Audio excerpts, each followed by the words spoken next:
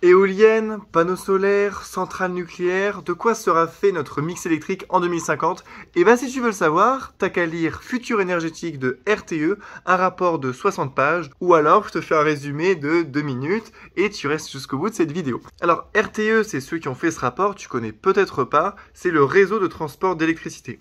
C'est eux qui s'assurent de l'équilibre offre-demande de l'électricité, c'est extrêmement important. Et donc, ils anticipent, ils vont pas attendre que la consommation ou que la production baisse pour voir les problèmes et commencer à réparer les problèmes. Non, ils anticipent et ils se disent, à horizon 2050, comment va évoluer notre parc de production électrique et comment va évoluer la consommation, parce que c'est bien ça qu'il faut regarder. Et donc, ils font des scénarios. Et par exemple, parmi leurs scénarios de consommation, d'ici 2050, la consommation électrique française pourrait passer d'un peu moins de 500 TWh à 700 TWh, voire plus dans certains scénarios, en fonction de si on privilégie l'hydrogène, la réindustrialisation de la France, etc.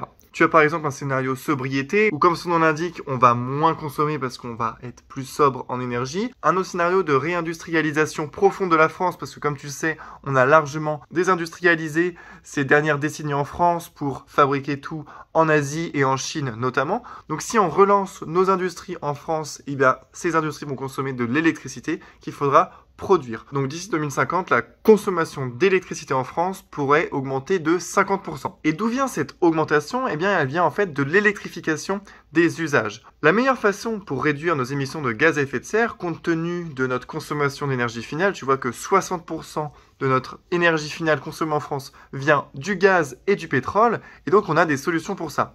Le pétrole, c'est très simple, c'est ce qui alimente nos voitures. On va transformer ça en des voitures électriques qu'il faudra nourrir. Et donc, on table sur environ 100 TWh d'électricité supplémentaire pour recharger toutes ces voitures électriques. Le gaz, si on veut s'en passer, eh bien, tu as aujourd'hui 40% des logements qui sont chauffés au gaz. Donc, si tu électrifies tout ça, ça va rajouter de la consommation d'électricité. Et c'est pareil pour tous les usages. L'électrification diminue l'empreinte carbone de l'énergie finale totale utilisée en France, mais donc ça augmente la consommation. Comment on va faire pour produire notre électricité, sachant que notre parc nucléaire, il va commencer à vieillir. En fait, on a construit toutes nos centrales nucléaires dans les années 70-80 et aux alentours de 2030-2040, elles vont toutes arriver au maximum de leur capacité et il va se poser la question de comment on les remplace. Est-ce qu'on les renouvelle par d'autres centrales nucléaires? Est-ce qu'on construit des panneaux solaires, des éoliennes? Et si oui, alors la réponse est oui, spoiler, mais combien surtout? Combien on va construire de tout ça pour avoir notre mix électrique final en 2050? Et donc RTE dresse 6 scénarios qui vont du 100% renouvelable où on oublie totalement le nucléaire jusqu'à un mix avec 50% de nucléaire et tous les intermédiaires. Alors tu as des scénarios qui vont privilégier davantage le solaire, d'autres davantage l'éolien, mais dans tous les cas ça va faire d'énormes changements parce qu'un réseau électrique avec des énergies renouvelables est beaucoup plus complexe de fait de leur intermittence. À certains moments elles vont produire énormément et il va falloir pouvoir évacuer et consommer toute cette électricité, donc faire du raccordement en rajoutant des lignes à haute tension à certains endroits pour évacuer cette électricité. Et donc si je prends par exemple le scénario M0 100% renouvelable, tu vois ici en gigawatts la capacité installée de chaque centrale. Donc le nucléaire, on oublie vu que c'est 100% renouvelable. Et donc il va falloir 208 gigawatts de panneaux photovoltaïques, 74 gigawatts d'éoliennes terrestres, 62 gigawatts d'éoliens en mer. Pour avoir un ordre d'idée, un réacteur nucléaire, c'est 1 gigawatt. Donc tu vois qu'ici, 208 gigawatts de panneaux solaires, ça fait l'équivalent de 208 centrales nucléaires. Mais on se dit, attends, pourquoi on en a besoin d'autant alors qu'on a seulement 56 réacteurs nucléaires à l'heure actuelle en fonctionnement? C'est parce que tous ces panneaux solaires ne fonctionneront jamais au maximum. Dès que tu as des nuages, etc., ils produiront beaucoup moins et donc tu es obligé de surdimensionner tout ton réseau pour prendre en compte le fait qu'il n'y aura jamais du vent, du soleil au maximum en même temps et qu'au final tu auras un peu moins de tout ça. Et si je te détaille le scénario N03 qui privilégie au maximum le nucléaire, qu'est-ce qu'on a? Déjà, on a évidemment moins de panneaux solaires, seulement 90 gigawatts, tu vois, donc 2 fois moins que dans le tout renouvelable. Tu auras aussi moins d'éolien logique. Tu auras 16 gigawatts de nucléaire avec les réacteurs existants. Donc là, on a en France environ 55 gigawatts de puissance installée de nucléaire. Et tu vois qu'en 2050, il en restera seulement 16, vu qu'on aura des dizaines de réacteurs qui arriveront au maximum de leur potentiel, même après la visite décennale qui peut les prolonger jusqu'à 60 ans de durée de vie. Un réacteur nucléaire, il est conçu pour 40 ans. On peut faire une visite décennale au bout de 40 ans pour le prolonger. C'est comme un contrôle technique. technique, on s'assure que tout va bien, on change certains éléments pour que ça puisse toujours être sûr sur encore 20 ans supplémentaires et donc 60 ans, mais au-delà de 60 ans, on peut pas faire grand-chose. Et ensuite, tu vois en jaune foncé, 23 gigawatts, ça correspond au nouveau nucléaire, des centrales nucléaires qui n'existent pas aujourd'hui, qui sont tous les EPR, notamment celui de Flamanville qui sera en 2050 opérationnel, on espère. Donc tu vois ici qu'en bleu foncé, on a la consommation électrique théorique en 2050 si on ne faisait aucune sobriété énergétique, aucune efficacité énergétique, si on électrifiait juste nos usages. L'efficacité énergétique, c'est de réduire la consommation de nos appareils, mieux isoler nos bâtiments, avoir des machines qui consomment moins d'électricité, avec par exemple des frigos de dernière génération, des radiateurs plus efficaces, etc., des pompes à chaleur.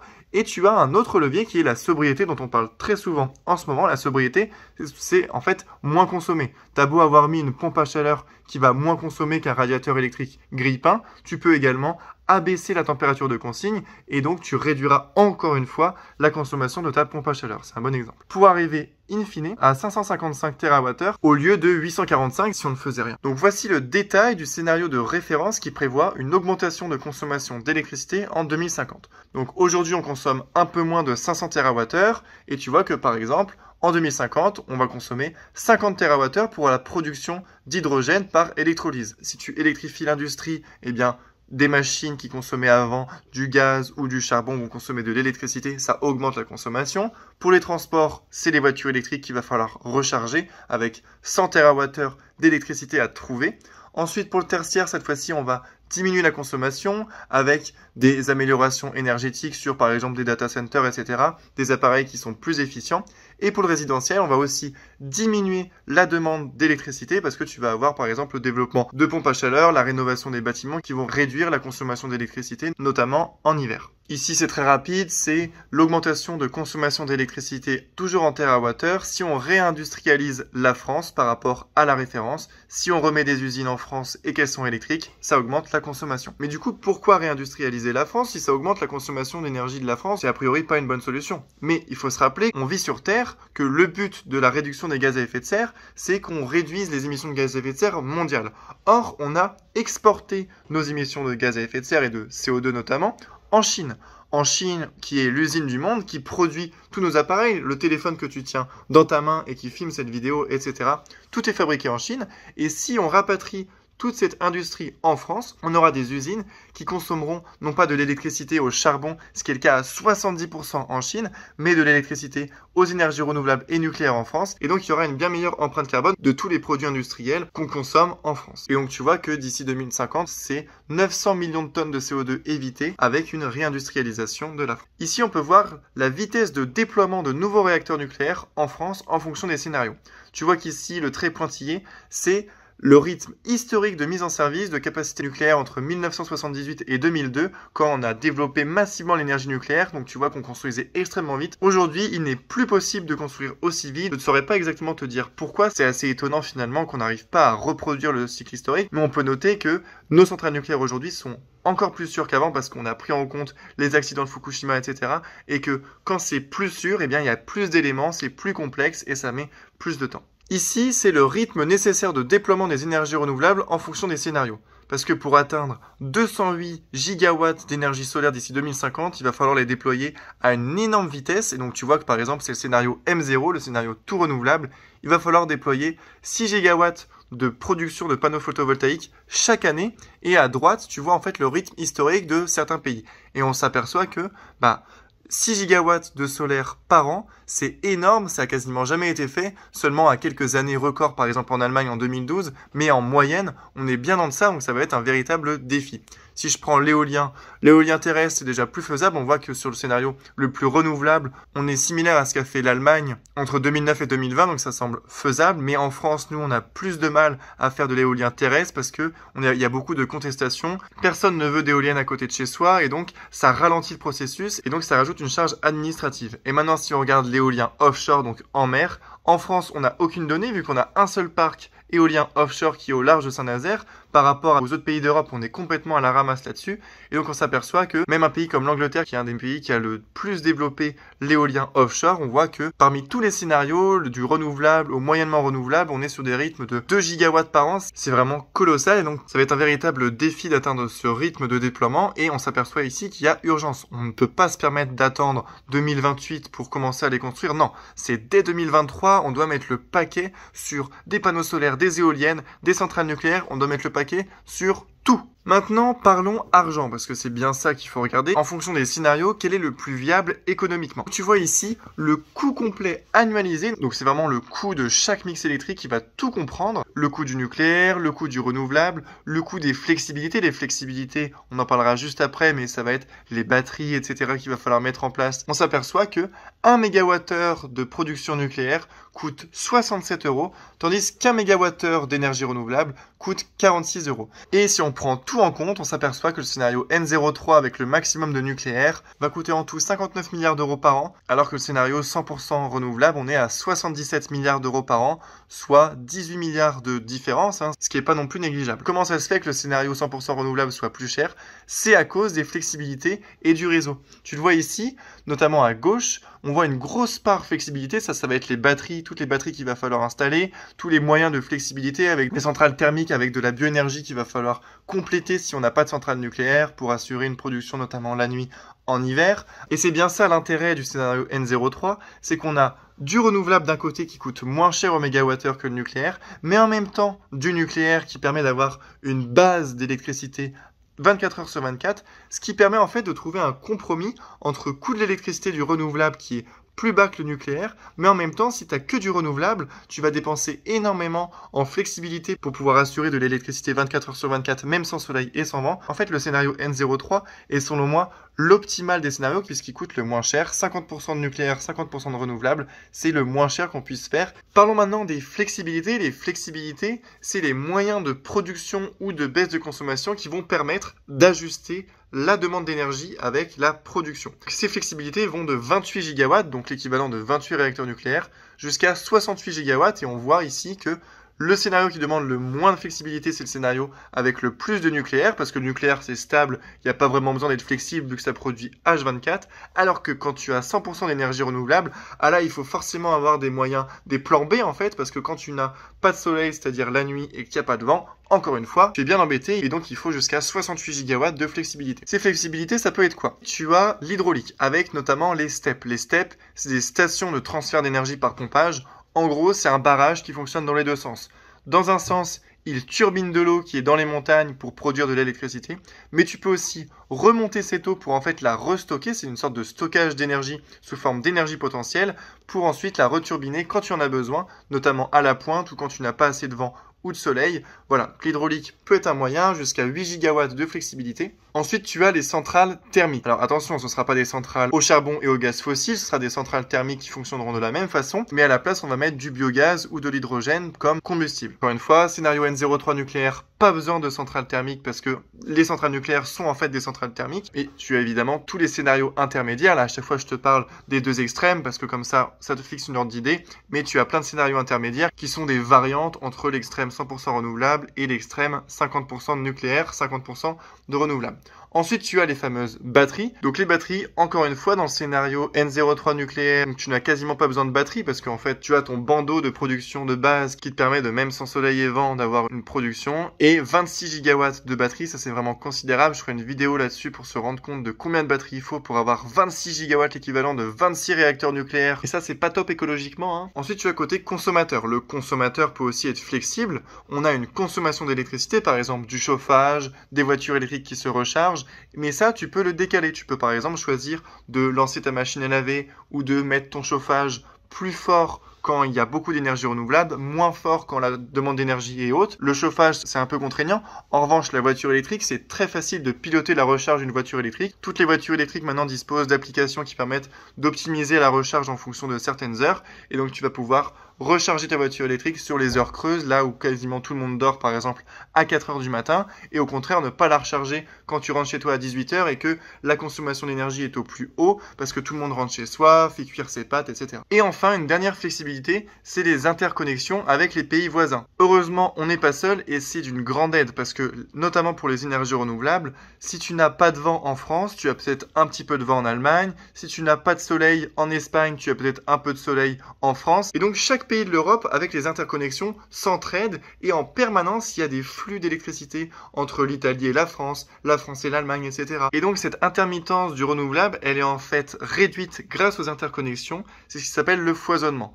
Il est peu probable qu'il y ait peu de soleil dans tous les pays d'Europe et peu de vent dans tous les pays d'Europe en même temps. Il y en a forcément un qui produira plus que sa consommation et un autre qui produira moins que sa consommation et ces deux pays-là vont pouvoir s'arranger entre eux. Ces interconnexions peuvent présenter d'ici 2050 jusqu'à 44 gigawatts de puissance. Aujourd'hui, on est plutôt aux alentours de 15 gigawatts. Ce tableau résume les difficultés qu'on va rencontrer pour chacun des scénarios. Dans le scénario 100% énergie renouvelable, tu l'as vu, ça va être des rythmes de déploiement extrêmement élevés. Donc, les gros défis, tu vois, plus c'est orange foncé, plus l'incertitude et plus le challenge sera haut. Donc, tu auras un gros challenge sur l'accélération du rythme de déploiement des ENR, compenser la variabilité des ENR par des moyens de flexibilité, etc., etc. La stabilité du réseau électrique, ça pareil, une grosse incertitude parce que le réseau électrique, lui, il aime bien avoir une production constante comme des centrales thermiques, donc du nucléaire ou des énergies fossiles, mais les énergies fossiles, gaz et charbon, ça, on oublie. Et pour le scénario au contraire N03, là, le gros défi, ça va être de pouvoir prolonger nos réacteurs actuels jusqu'à 60 ans, parce que de base, ils étaient quand même conçus pour 40 ans. Donc, c'est un défi de pouvoir tous les maintenir jusqu'à 60 ans. Certains réacteurs, même au-delà des 60 ans, ça aussi, pareil, gros défi. Mettre en service un grand nombre de nouveaux réacteurs entre 2035 et 2050, pareil, challenge, parce qu'on le voit avec le l'EPR de Flamanville, ça prend du retard. Et donc, si nos 14 EPR qui sont prévus pour ce scénario d'ici 2050 prennent autant de retard que Flamanville, clairement, on va pas remplir nos objectifs de capacité nucléaire installée et ça va poser des problèmes. Ensuite, ce graphique est très intéressant. Il te montre l'évolution des vagues de chaleur en 2050 par rapport à aujourd'hui. Donc, on voit que plus on est haut ici, plus on est chaud. Donc, les points orange, c'est les points en 2050. Il va y avoir de plus en plus de vagues de chaleur et elles seront encore plus chaudes. C'est logique, c'est le réchauffement climatique. Et surtout, elles dureront plus longtemps. Ça va avoir un impact sur la consommation d'énergie, notamment pour les clims. La consommation d'énergie des clims, tu vois, va passer d'un peu moins de 15 gigawatts aujourd'hui à presque 30 gigawatts. La consommation des clims va doubler d'ici 2050. Mais dans le même temps, il y a un bon côté du réchauffement climatique, c'est justement le réchauffement, notamment en hiver. On le voit en ce moment, il fait extrêmement doux et ça soulage le réseau parce que cette chaleur, elle permet de mettre son radiateur moins fort, de diminuer la demande d'énergie. Donc ça, c'est une bonne nouvelle en hiver. Donc tu vois qu'ici, les vagues de froid vont être de moins en moins froides et vont durer de moins en moins longtemps. C'est logique. Et donc tu vois que la consommation maximale du chauffage à la pointe va passer de 46 gigawatts aujourd'hui à environ 36 gigawatts en 2050. Donc tu vois, on va diminuer notre consommation de chauffage quand dans le même temps on augmentera notre consommation de clim. Les deux sont à peu près équivalents. Ensuite ici, quelque chose de très intéressant, c'est le nombre de mâts d'éoliennes qu'il y aura en 2050. Donc ça va pas plaire à tous les amoureux de nos paysages français. Il y aura dans le scénario 100% renouvelable jusqu'à 35 000 éoliennes en France. Aujourd'hui, on est plutôt vers 8 000. Donc tu vois que déjà qu'aujourd'hui, ça fait une pollution visuelle. Mais clairement, en 2050, si on développe massivement l'éolien, il y aura des éoliennes littéralement partout. Alors que dans le scénario N03, il y en aura maximum 20 000. Après, ça dépend en fait de la puissance des éoliennes.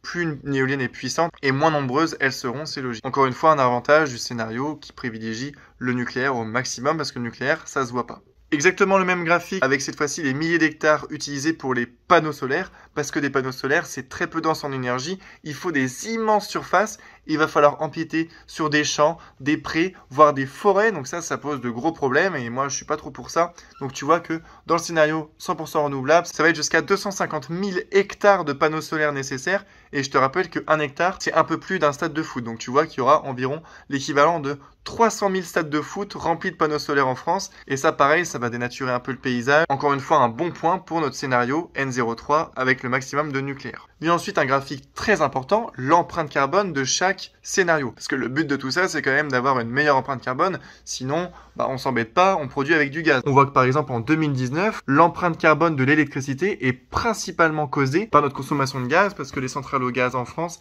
c'est 7% de l'électricité. C'est pas grand chose, ça sert surtout en hiver pour un petit peu ajuster la consommation avec la production des renouvelables nucléaires qui est au maximum, mais c'est l'immense majorité de nos émissions de CO2.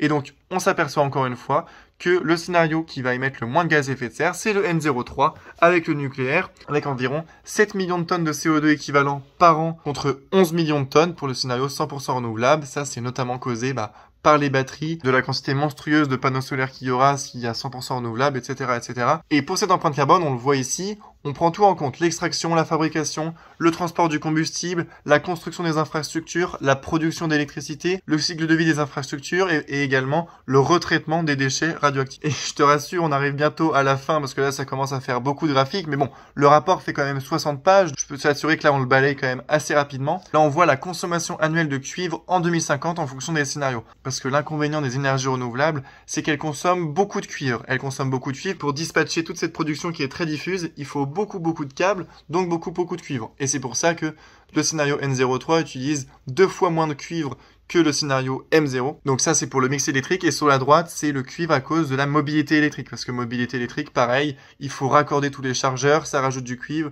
Les batteries des véhicules électriques, etc. Il y a aussi du cuivre. C'est un des inconvénients de la mobilité électrique notamment et de la transition énergétique en général. C'est la tension sur les métaux qui va être de plus en plus importante dans les prochaines décennies. Et enfin, je conclue avec un dernier graphique. C'est promis, c'est le dernier où tu vois l'évolution des émissions de gaz à effet de serre de la France en fonction des objectifs qu'on se donne. Aujourd'hui, on a un objectif avec la stratégie nationale bas carbone, la SNBC, qui est de réduire de 40% nos émissions par rapport à 1990 en 2030. Donc vraiment, on est en 2023. Il va falloir se dépêcher. Et cet objectif peut même être rehaussé à moins 55% des émissions nettes d'ici 2030 avec le nouveau pacte vert européen, donc je te parlerai dans une autre vidéo, mais voilà, on met des objectifs encore plus hauts. Bon, déjà, moins 40%, c'est déjà considérable, et d'ici 2050, on doit arriver à une neutralité carbone. Comment on va faire ? Tu vois qu'en jaune, c'est l'utilisation de l'énergie, c'est notamment nos émissions de CO2 à cause du gaz et du pétrole, donc il va falloir se passer complètement de ça d'ici 2050. Mais tu vois qu'ici, en fait, l'empreinte carbone de la France sera quasiment réduite à l'agriculture, parce que c'est plus difficile de décarboner une vache. Une vache, tu peux pas l'électrifier, elle va toujours émettre du méthane, c'est compliqué de se passer de ça. Après, vous pouvez réduire votre consommation de bœuf, comme moi j'ai fait, moi j'ai arrêté le bœuf, mais bref, c'est un autre débat. Et donc, pour arriver à une neutralité, on pourra pas arriver à une émission de CO2 de 0 en 2050, ça c'est évidemment impossible. Donc, il va falloir des puits de carbone, donc trouver des moyens d'enfouir du CO2, de stocker du CO2, de planter des arbres, etc. pour avoir un bilan net de CO2 en 2050. Ça, ce sont des objectifs, très probablement que ce sera pas tenu. Mais bon, un objectif, c'est un peu comme la citation qu'il faut toujours viser la Lune et au pire, t'atterriras dans les étoiles. C'est un peu ça le principe d'un objectif. Voilà, donc ça fait beaucoup de graphiques, ça fait beaucoup d'informations. Je ferai des sous-vidéos un peu plus tard pour détailler certains points. En attendant, abonne-toi pour pas rater les prochaines vidéos et ciao les écoyolos.